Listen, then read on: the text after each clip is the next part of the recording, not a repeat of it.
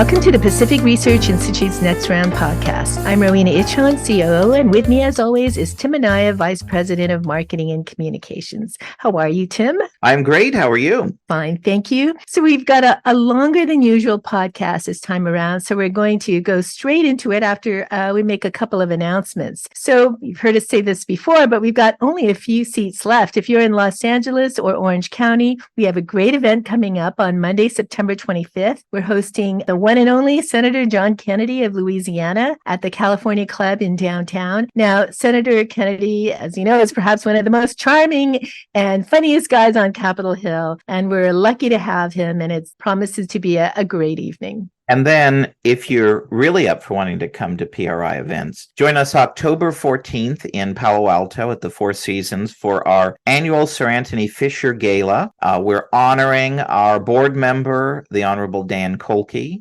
with the Toby Family Freedom Prize. And he's very, very deserving of that for everything that he's done over his long career in law and public policy. And our keynote speaker is the renowned historian and writer, Neil Ferguson. If you've seen him on TV or read what he's written before in his many books, you know he's interested in a lot of things. And for sure, you're going to hear his thoughts on kind of the state of our politics today and the economy and where we're headed for 2024. So I think it's going to be a very interesting evening. And he'll be in conversation at the end of the evening with Peter Robinson. So I think it's going to be a really interesting evening. You can go to pacificresearch.org/events to look up ticket and sponsorship opportunities. Thanks, Tim. And Peter Robinson, you might recall, is the host of Uncommon Knowledge. So we have two very brilliant people as our guests that evening. So we hope that you can join us. Well, speaking of brilliant, our guest this week, PRI's Chairman Clark Judge. He knows the ins and outs of Washington, so we thought it was high time we have him back. He's the founder and managing director of the White House Writers Group, which is a high-stakes communications firm in Washington, D.C., and he worked for several administrations, including Ronald Reagan, where he was a speechwriter to the great communicator. We had a great conversation with Clark about California politics, the presidential elections, and his take on what lies ahead. I could have talked to Clark for a whole nother hour. It was that good a conversation. And we really get into all of the interesting dynamics going on in our very,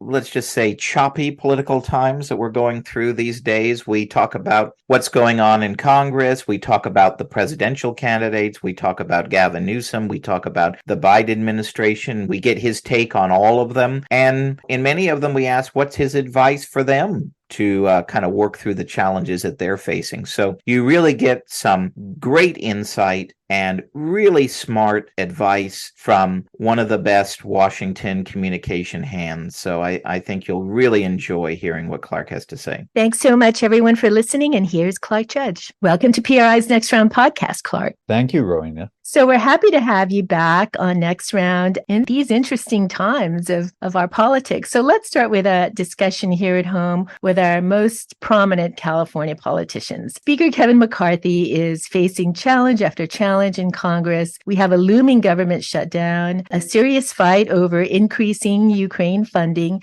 and now there's a push to impeach President Biden and dissension among some House Republicans. On the budget side, it seems like Senate Democrats and Republicans have joined with the White House, making it a 3-on-1 fight. So what's your view of where we're at in Congress today? What advice would you give Speaker McCarthy to try to forge a path forward through some of these challenges and come out ahead? Well, he's facing a huge battle, particularly on all these, of course, but particularly in the budget at the moment. The thing you have to keep in mind is that, and this isn't new, the Republican Party on some of these issues is close to being 2 or 3 parties, not one. I sympathize very much with those who say you've got to go hard now to get control of spending. But the fact is, as you said, that the Democrats, they have the White House and they have the Senate. You said the Republicans joined. Well, maybe, yeah, they have to some extent, but that's because their hand is so weak. Yet there are a group within the Republicans that say if we don't unite and stand up to all this spending, we're going to walk, and he won't have anything. Well, neither will anybody else on our side. To some extent, I was thinking about this beforehand and thinking, well, in a way, there are two speakers at least in the House.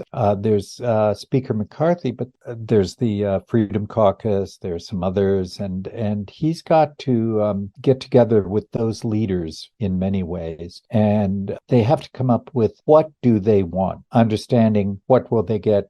Do they want? Some are afraid of a shutdown because of the blowback in the past. I've got to say, I'm not sure that the blowback is going to be there from the public in the same way it's been in the past. The Democrats have been able to exploit any shutdown as, oh, those horrible Republicans. But I think that their credibility has been badly damaged by all the stuff around the president, but also about their spending and all that dislike of the kind of government the Democrats have given us to the degree they have in the last couple of years. For example, there's a deal between McCarthy and Jordan and one or two others that there's a chance to stand firm on the hard side, at least for a period. And to see what will happen is there'll be some test of public opinion. And if the public opinion holds for the Republicans in the House, then he'll be able to hold that and a position for a pretty long time and might be able to get something. If public opinion turns against the Republicans in the House, that will, I think,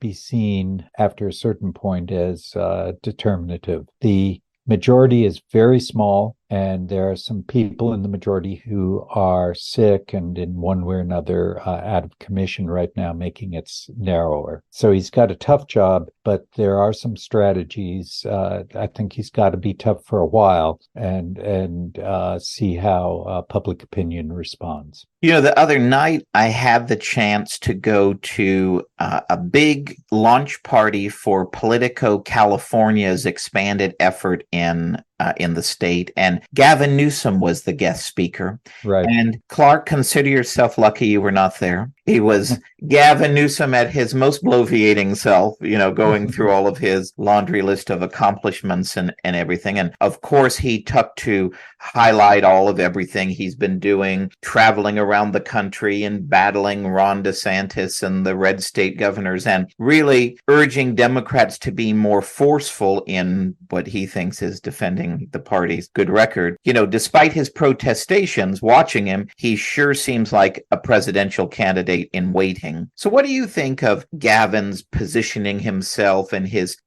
political roadshow? And if he's not, setting himself up to run for president or vice president or national office, well, what's really the point of this obvious effort to boost his national profile? I think he is running. I think he's got a delicate balance to strike here, in that Biden right now, President Biden, says he's running, and every day it looks less plausible, and the polls are collapsing, one gaffe after another. And these aren't gaffes. I mean, it looks, first of all, it often looks as though he's not in control of himself. The stuff on coming out on his son and his relationship with his son, we've known for since his failed run for president, President Biden's failed run for president a decade or so ago, when he quoted Neil Kinnock and the press went after him for lying. Now the press seems to love his lies. At least the liberal press does. And the other day, the White House note to the media saying, "You've got to stand up to these Republicans' lies." Boy, what planet are they on at this point?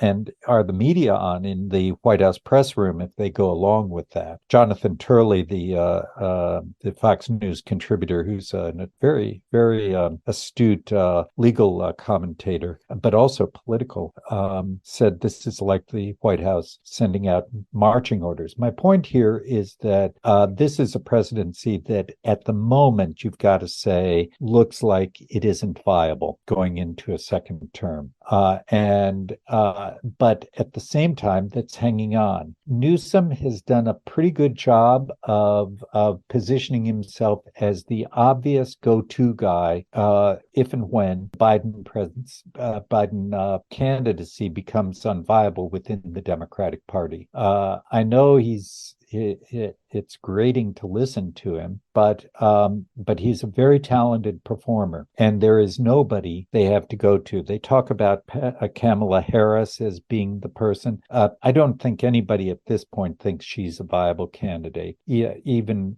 she's even less viable than President Biden. So Newsom is playing for something happening. We're in September now. Probably something happening by February or March, where it just becomes so evident that Biden cannot continue and that Harris cannot. And who else is there at this point? There a lot of names get thrown out. One name that I've seen as considered particularly strong, Whitmore, the governor of Michigan, but I don't see it. Not maybe so, and maybe within the party, but Newsom is the one guy who's established a presence with the public and with the various public-facing constituencies of the party. The Democratic Party is more of an inside game than the Republican Party. It's basically you get about 10 people in a room in the Democratic Party and you can make real decisions. You get 1,000 people in a room in the Republican Party and you still can't. If they all agree, you still don't have a decision. It's an oligarch party. Nevertheless, the strength of his public-facing position is a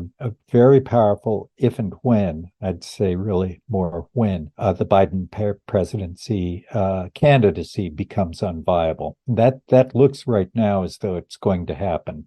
Almost can't be avoided. Our Senator Dianne Feinstein is facing numerous calls to resign over her poor health. Many wonder whether she'll be healthy enough to finish her term. Nancy Pelosi just announced in her mid-80s that she is going to run for another term in Congress. And now we're seeing Senator Mitch McConnell experience some serious health problems and questions about whether he can remain the Republican leader. So what do you make of this growing unrest among voters about this over 80 club that doesn't want to give up power? And what advice would you give these leaders on how to rhetorically show they're still up for serving in office, despite obvious signs of aging? Well, you've got several people there that you've listed. Dianne Feinstein is not capable of rhetorically showing that she can still serve. She can barely talk. And we've had this happen before. The joke used to be about the Southern senators who this is when there was a solid Democratic segregationist South. And in the 50s, 40s, 50s, 60s, early 60s, the idea in the South was you send a senator there, got a lot of seniority, and then he protected segregation. And when segregation died, that system started to die as well. But it's gone to the North and to the West, and in not segregation, of course, but in terms of backing Democrats forever in the Senate and getting up the seniority, which to some extent is not as much a avenue to power as it once was, but still important. I think that Dianne Feinstein is just she'll hold on. She may want to hold on certainly to the end of her term, but she does want to hang on, and I don't think there's much anybody can do about it. Nancy Pelosi is probably more, I'm just guessing here, is more of a power behind the scene in Congress than is thought. She ought to get out of there, but she's a ruthless politician and a very, very willful one, and I don't see her moving. And the fact is, look at her district. Is it really plausible that she'd be primaried successfully? I don't think it is. And so she's going to be there until she gets to the stage of Dianne Feinstein, which is not all there.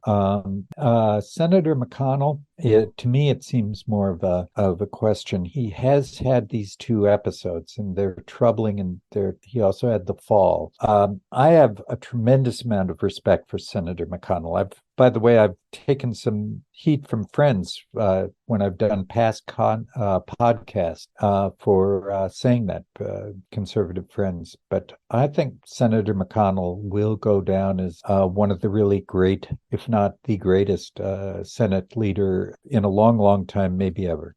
Senator Lyndon Johnson was lauded when he was senator. He was lauded because he was so powerful, but and then became president. But he was not a positive force, really, in my judgment, for the country in either job. Senator McConnell has been, if it were only for what he did with the Supreme Court, he'd be a fantastically important, historically important senator more. He has gone for the deal at a time when others might have stood stronger, but he's also dealing, as with Speaker McCarthy is, with a very narrow margins and a very, very factious at the margins membership.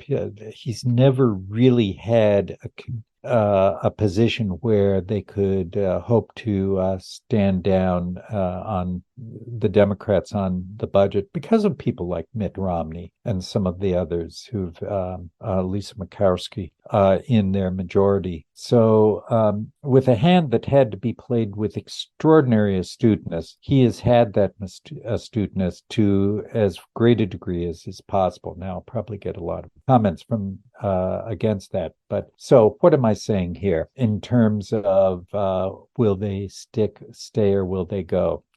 We don't know about Senator McConnell, Leader McConnell, and we don't know quite what's happened. I'd expect better judgment from him if than we've seen from Senator Feinstein and all. But that doesn't mean that I'm saying, oh, he'll step down. I'm saying he'll take a serious look at, in a way she has not, at his condition and determine after hearing from doctors. I'm not as worried about the age, but I do think we are obviously within 5 years or so, we're going to be seeing very different leadership in various places in the government. Clark, I agree with you on Mitch McConnell. I mean, despite the knocks he gets, I think he's one of the all-time great, especially strategists. I agree. That's right. That's right. And you cannot ignore, people should not ignore how difficult the job for on the Republican side is. The Democrats are basically a monolith. That's right. The Republicans are not. And it goes to the structure of the party. I mentioned it earlier. The Democrats, you get 10 people in a room nationally, and the Democrats can make a decision and have their minions march with them. Can't do that with the Republicans. Well, my former boss, Connie Conway, who was Republican leader in the state assembly and later served in Congress, when asked, she would always say, being Republican leader is like being a professional cat herder. That's a kind way of putting it. It's more like cats that want to eat you alive. Exactly. So let's talk about another Californian who's struggling a bit, and that's our Vice President Kamala Harris. You know, she continues to be perhaps our most unpopular vice president. Most recently, she gave an interview where she said she was ready to be president if something happened to Joe Biden. But most people looking at that think really she's more like Selena Meyer from Veep than a president in waiting. So you've had the opportunity, of course, to work with vice presidents in the past, kind of see them up close. Mm-hmm. If you were working for Kamala Harris today, what advice would you give her to try and turn around her fortunes and actually plausibly position herself to become a future president? She's got to do her homework, first of all, which she does not seem to do at all. She's got to stop doing these absolutely cringe-worthy cackling sessions in which she apparently thinks she's ingratiating herself with audiences when she comes across looking as the most ridiculous, most airheaded person you could imagine stepping on a stage. And she has to have enough self-awareness to realize that that she is coming across that way. She also I suspect part of the problem there is that she has a reputation, apparently in the White House. We read about it in the press and hear about it discussed, that she has a reputation for being horrible with her staff, which probably means that nobody wants to level with her. Nobody wants to go in and say, you were a jerk in that press conference or at that event, and you need to straighten yourself out. There's nobody who can do that because she apparently rips their heads off. But she also comes across as tremendously ignorant. I read recently an outstanding article written by Dwight Eisenhower, apparently, and from what I've heard, it really was, after his presidency, about the character of leadership. And you can imagine his examples of, yes, this was a good leader, were like Winston Churchill, Franklin Roosevelt, and, just top leaders of the 20th century, and his observations about them. But one of the things he said in it was, you've got to really, really do your homework. He said whenever he was in a meeting with Franklin Roosevelt, what was clear was that Roosevelt was as in much command of the details of the war as the generals. Well, you don't have a sense that Kamala Harris is in command of any detail. So, the first thing that she has to do is become worthy of the office, and she hasn't been yet. You mentioned vice presidents. I worked, my trajectory was that I was a volunteer for President Reagan in 1980. As a result of that, there were quite a few people who thought I ought to be in the administration. And so I went from what volunteers do, as well as writing some things for the campaign, to various jobs, which then led to me becoming a speechwriter for Vice President Bush, and then after that, President Reagan. I got to know Vice President Bush pretty well. The staff of a vice president is about the size of a staff of a senator, and so it's a much more intimate environment. He was ready to be president on any given day, and he showed that later by getting elected president. I don't say that he didn't make mistakes and all, but the fact is, you never had any question that he was capable of being president. He was on top of his brief. He was, as I'm sure Harris is in every meeting, but it seems like nothing penetrates with her. He understood everything going on. Of course, he'd been head of the CIA and ambassador to China, but this was somebody, no one could doubt that he was ready to take over. I would bet if you go back, all of the vice presidents of the past century have been like that. And certainly of the Cold War era, when all the stakes were raised in a lot of ways. But this vice president is not, and she has to get there. If that's the one advice I'd give to her. Get to the point where you actually know your brief. So now let's talk about the presidential campaign, Clark. We've just had the first GOP presidential debate in Milwaukee, and the second debate is just around the corner in the Reagan Library. Watching the debate, who do you think helped or hurt themselves the most with their debate performance? Well, I think the person who was most helped was probably Nikki Haley. She and I think the polling shows this.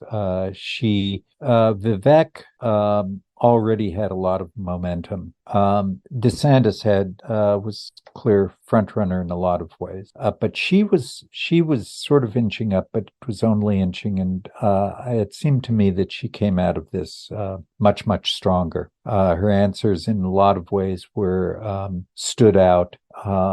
She surprised me, actually, because I had seen her some years ago at events in Washington give speeches, and I was not impressed. This time she came across as a mature leader, really. And her exchanges on the things that where she stood out most, I thought were extremely well done. So I think she was helped most. I'd have two answers on who was sort of didn't help themselves. Number one, I think, was President Trump. And the reason is that this was the first time we've had a Republican thing like that, where since he came on the national stage, where he wasn't there and he dominates. Nobody can touch him when he's on the stage. Well, he wasn't on the stage, so everybody had a chance to shine. And now his polling numbers would make you say, well, he doesn't have to worry about that sort of thing, and that's probably true. But if there is to be anybody who challenges him, it is at least in no small part that they were able to get out on a national stage without him overwhelming them that evening. The other was, I would say, was Vice President Pence. Now, I think Vice President Pence there's a lot to admire about him, but he comes across more like a 19th century politician and speaker. Politician isn't quite the right term, but speaker, not of the Lincoln's variety, but sort of the just a little bit too ornate, just a little bit too almost. I don't think he means it this way, but it's almost pretentious. And I think it isn't a good look for television. I think he was heroic in some ways, and he was loyal to President Trump. He disagreed with President Trump on in the things that transpired after the election, and I think he was right too. What's often to do and act as he did, I think he was very right too. But at the same time, we forget that Speaker Pelosi was trying to force him to invoke the 25th Amendment and work within the cabinet for declaring president incompetent, which was a constitutional disaster, would have been a constitutional disaster too. And he just put an end to that, and it went nowhere, even though there were some cabinet members who we know would have gone along with it. So I think he was heroic, but he does not have a style or a manner that fits this age at all. So I think that just by putting him up there, it hurt him. So mention Donald Trump. Of course, the former president is facing numerous legal challenges while trying to reclaim the White House. How do you assess how he's doing so far in trying to juggle a presidential campaign on the one hand while trying to stay out of federal prison on the other hand? He has to worry about long-term federal prison, but it's not like the marshals are greeting him every morning and checking his pulse. He's been very effective. Look at his numbers. And look at his rallies. You've got to say right now he's going to be the candidate. And the Democrats may think that they're being very clever by pushing this obviously orchestrated series of indictments, which is really constitutionally disturbing. It's by now it's a cliche, at least on our side, saying that they look like it's good. We're taking the banana republic route. That's what it looks like, and it's the most disgusting thing we've, perhaps ever in American politics, other than secession. The way the Democrats are behaving, and dangerous for the republic. This, the danger. There's going to be a tit for tat going on unendingly if this stuff keeps up. It ought to be shut down, and the public ought to reject it, and everybody ought to reject it. And the problem with the Democratic Party is those 10 people in the room really want it. They're probably thinking, well, we make sure he's the president, he's the candidate, and nobody will vote for him. Well, nobody will vote for Biden either, and he's worse at this point. His own support within his party is collapsing. The question for the Democrats is, and it's probably what they're playing for, that when he's put up against President Trump, even the people who won't vote for him in their their party will vote for him, but an awful lot of other people won't. And I think my own feeling is if President Trump is nominated, that he will win. You don't have to believe that Democrats stole everything last time. I think they had tactics that Republicans weren't prepared to match, or caught Republicans by surprise differently, but much like Trump caught the Democrats by surprise in 2016, not with tactics, but with the fact that the public responded to him, and also that he understood the Electoral College in a way that their supposed pros did not. I think that he's doing, under difficult and yet difficult circumstances, I think he's doing as well as you can. In fact, very well. Whether we have a stronger candidate, I don't know. The one issue with him is obviously what the Democrats are playing for, that he's such anathema to their core, but it's becoming less so. We're seeing that African American and Hispanic vote is moving, African American maybe particularly, in the Republican direction right now, that the suburban woman vote is, that there are a lot of reasons to think that some of this is a response to wokeness, some of it's a response to the horrible economy we've had under President Biden, really frightening economy in many ways, despite their happy talk, and the way foreign policy is being handled, which is frightening. A lot of core Democratic constituencies are moving, and they're moving, and wokeness cannot be underestimated as a factor. So alienating Democratic voters from their party. The party looks like a clown show right now, and the administration, but also the party itself. So that's where I see things going, and Democrats have a lot to worry about, and we do too, but I like our hand a lot better than theirs, whoever we nominate. You touched on this earlier, Clark. Many of the candidates who are running against Donald Trump in the Republican Party have a tough challenge. They're telling voters they would carry on the Trump policies while promoting themselves as agents of change. So what advice do you have for, say, Nikki Haley or Ron DeSantis, what do you say or do to try and overcome a huge deficit in the polls at a time when many pundits are saying that the race is over? Regarding how they talk about President Trump, I think he's been the most effective in saying, he hasn't really attacked Trump at all, and I don't think that's appropriate. He's been complimentary of Trump, but saying that, moving on. I think that the candidates, there's no real reason to. I don't think there's any percentage in them going after Mr. Trump. I think they've got to show that they are capable of standing up and arguing for what the party stands for and positioning themselves in that way. I think Haley was extremely good in the last debate. I thought DeSantis was extremely good, and Vivek was good. I think Haley had by far the better came out better from that confrontation between him and her. So, everything's delicate balance these days, because the public is a delicate balance, and because a lot of things are moving in multiple directions at once, in public opinion, in events, in the economy, in the overseas, and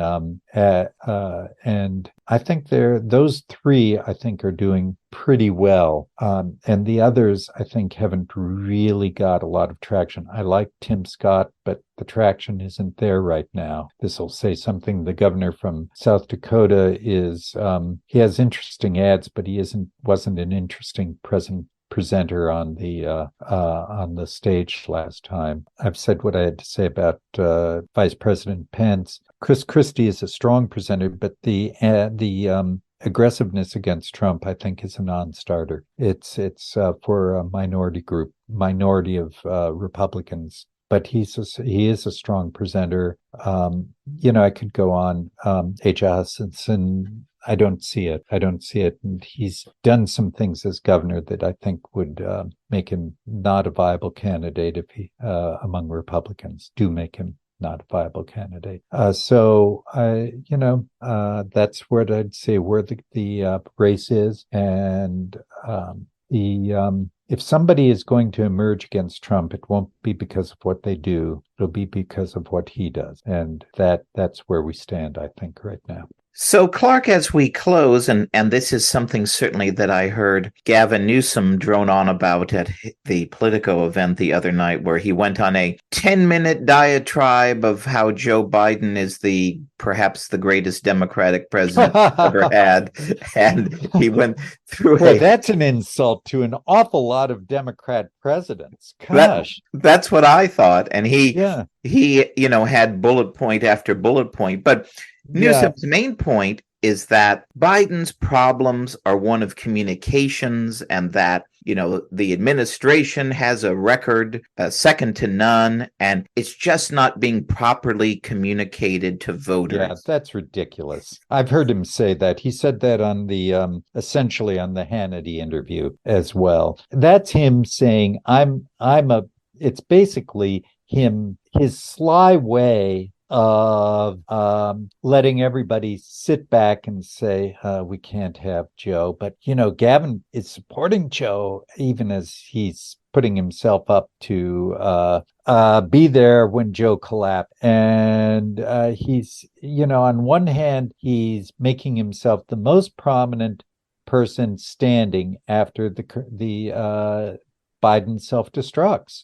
That's his strategy, is to be the person who is so supportive of Joe, but he's making himself so available and so plausible as a candidate, and everybody is saying, boy, if only we had that kind of candidate. And so he's having it's actually a very astute way of having it both ways. So ridiculous. We're, of course, political communicators, and sometimes we have to go out and sell an initiative or sell a record that we know you're selling a Hyundai, not a Mercedes. So if you what advice would you give to Biden and his team about promoting the record? Is this a record that you could package up in a way to sell as a successful one to the American people? I think where they have tried to promote their record been laughable, and it, in a way,